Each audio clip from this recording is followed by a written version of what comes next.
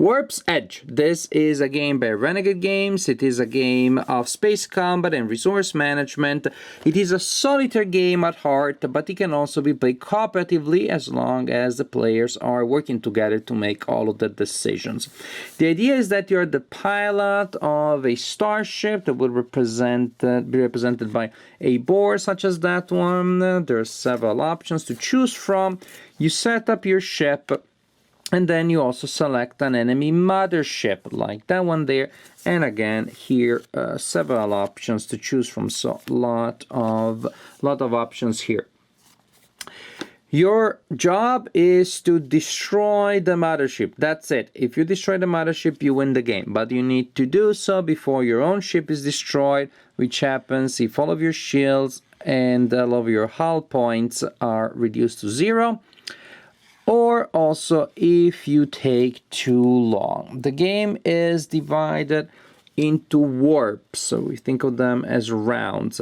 And each warp is divided into turns. You take turn after turn by drawing tokens from a bag and then using those tokens to fuel your actions. You draw 5 between each turn. If you cannot draw 5 from the bag, then the warp is over. You get all of your tokens back into the bag. You do a couple of other things to prepare for the next warp, and you mark the passage of a warp. You repeat the procedure. Draw tokens, spend them for actions until you can't, and if you destroy the mothership before the last warp is over, you win the game. So the two ways in which you lose the game is your ship is destroyed, or by the time of the last warp you haven't destroyed the ship yet. The motherships are divided into sections. You destroy them one at a time. When one is destroyed, you place a destroy token there, and again, every section of the mothership has been destroyed. You destroy the mothership and you win the game. The game, as I said, is fueled by tokens that you draw from this bag. You will place a number of tokens there at the beginning of starting tokens. They are marked by this edge here, 5, and there we are. Also, speaking of tokens, you have these nice trays here, and there are several types of tokens. Some that you use every game, for example, laser tokens, energy tokens, and maneuver tokens you will use every game. Then there are special tokens represented by this letter, power. That's pretty cool. And you do not use the same power tokens every game. Each ship that you choose has a different combination and selection of those power tokens. Look at these symbols. As you can see, these are different. So as you select a ship, you will place in this holder here the tokens that correspond to the ones of your ship. For example, this selection does correspond to the Artemis, which is a ship that I like very much, even though I can never win with it. The tokens that you don't use in the current game stay here in this holder here in the box. Really nice storage idea. So you got your bag of tokens, you got your tokens here, you have a deck of skill cards. From between warps, you will draw 2 new ones, you select one, it goes next to your ship, and you can use it during the game by spending energy tokens or other type of tokens, as indicated here, to fuel the special effect that you get there. Then we have enemies. Enemies are of 3 kinds. Level 1, as indicated here, level 2 and level 3, of course, increasingly bad. You will form the deck of enemy cards using the indication that you find on the template of the mothership that you're fighting. So this deck, for example, is for that mothership. Other motherships have decks of different kinds. You simply select, or actually you randomly draw from a larger deck of enemy cards the corresponding number of level 1, level 2, level 3. You shuffle each separately and then you stack them one on top of the other so that the top of the deck is not as deadly as the bottom. And you draw 4 cards, 4 enemy cards there. That's standard.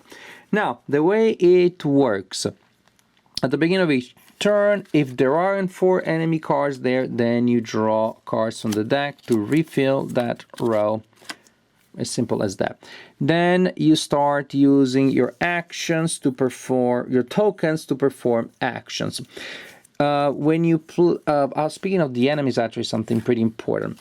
These are the numbers that you need to defeat the enemies. For example, this is the number of laser points that you need to place on the card to destroy it. This is the number of maneuver points that you need to place on the card to also destroy it. This is the reward that you get for destroying the card by using lasers. For example, you draw 3 tokens from the bag immediately. This is the reward that you get for destroying it by using maneuver, and this, for example, are 2 new tokens that you gain from the tray, and you put them in the bag immediately. This is the number of damage points that the enemy ship inflicts on you. If it is there in that row, it hasn't been destroyed in the current turn, and also if it's not stunned. What does it mean? We'll see what that means in a little bit. Now, as I was saying, you can assign these tokens, the lasers, you can assign them to enemies. If I assign enough to destroy the ship, then the ship is immediately destroyed, and I immediately get the reward, and the token is then discarded for the time being. Otherwise, if I place laser tokens on ships, but it's not enough to destroy a ship, like in that case, for the time being, it stays there, it will count as stunned. So for laser tokens and maneuver tokens, then you simply place them on enemy cards. If I have this one, for example, I can put it there. If I put 2, I destroy it immediately.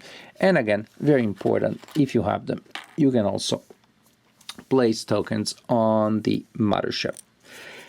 These tokens can be used, I can spend an energy point to restore my shields in case I'm not at the maximum level, then I can just do that. Or I can use the energy to fuel, to power several of these actions, or I can also use my energy, say, ooh, I have 3 energy here, that's pretty cool, to buy tokens, and the cost is indicated here. With 3 energy, I could buy that one, that's pretty good, or I can buy this one, or I could buy the special ones. The icons will indicate different advantages that you have, such as, for example, you can maneuver multiple enemies at the same time. You can exchange a token with a token of a higher level. For example, I spend that token to exchange a level 1 energy with a laser 1 with laser 2, a laser 2 with laser 3. And so on and so forth. But pretty much these are the basic actions. Assign lasers, assign maneuvers, spend energy to gain advantages, or use these tokens here to do the specific actions that they come with. Once you're done, the enemies will attack. If there are enemies that you have assigned lasers or maneuvers to, but haven't destroyed them yet, they count as stunned, so they will not attack you. You will move the token to the other side of the card, to the top. Because it stays there, it still counts against them. That means that to destroy that one, that takes 3 lasers. Next turn, I only need to add a 2. 2 and 1 is 3. But for the time being, cards that got maneuvers or lasers this turn and are not destroyed, they don't attack. So for example, right now, look at that, I stunned those ones. The only one that wasn't stunned and wasn't destroyed is still there is this one, so I take a point of damage. If that was the situation, I would take 3 points of damage. Enemies may also have other effects, but the main problem is that they assign damage. For each damage point, I lose a shield if I have any. When I lose shields, and this is pretty tragic, or is it? I also lose tokens. Each shield point that I lose, I also lose a token from my discard pile. And depending on how you time it and manage things, that may not be all that bad if you lose some weak tokens, and so that strengthens your composition in your bag, but it's usually not a great thing. If I don't have any shields, then I will lose hull points instead. And again, there are times where, because of the tokens that I have here and I don't want to lose, I much prefer to lose hull than shields. Well, that's pretty much it. After the enemy's attack, I draw 5 new tokens. I start a new turn, which again, the first thing that I do is I get new cards. And I take all of the tokens that Not yet. At the end of a warp, I take all of the tokens that are everywhere, discarded tokens, assigned on things, and they haven't done anything yet. Say, half destroyed, half outmaneuver cards. At the end of a warp, I take all of the tokens from anywhere they are, put them back in the bag, and I'm done. And I continue like this. Add enemies, draw tokens, spend those tokens to stun, destroy enemies, gain rewards, fuel, special abilities, take advantage of those, resolve those effects, suffer attacks on the enemy, and continue like this and repeat until either I destroy the mothership, enemy mothership, and I win the game, or I get destroyed, or I take too long, in which case I lose the game. This is a pretty impressive game, and I have to tell you, somehow I struggled to learn it. I read the whole book more than once, and maybe because of the timing of the actions, because of all the tokens, I was a little confused at the beginning. I may have made some mistakes, and if I am playing it still wrong, I'm having fun, so it's a good kind of wrong. The game also comes with a game book. I don't think I mentioned this before. With a game book, a choose-your-own-adventure type of story to get you started, to get you in the mood for the story, to get you a better appreciation of the story world, and also depending on the choices that you make, then the game will be set up differently, so that the game really looks like an outcome, an extension of the story. Or you can just set up the game with any starship and any mothership that you want and play it that way. Replay value, huge, thanks to all of these variable things. But as for gameplay itself, really, really strong. So many interesting decisions, so many tough decisions. A fairly limited random element, really, because you have a huge control over, technically complete control over what goes in the bag. You just don't know the order in which things will come out, and if you don't have a number of tokens which is a multiple of 5, then you do not know exactly which will be the ones that are left in the bag, and when you draw less than 5, then the warp is over, so you don't get to use those tokens. So there is a very limited random element. Again, the order in which the tokens will come out is the main thing. And so you have a lot of strategizing to do, which is great because you're playing solitaire. So do as much analysis paralysis as you want. No one's going to get hurt. That's one of the beauties of solitaire games. If you play cooperatively, then you're discussing the decisions, so that also makes it interesting, even if you take your sweet time considering all of the different options.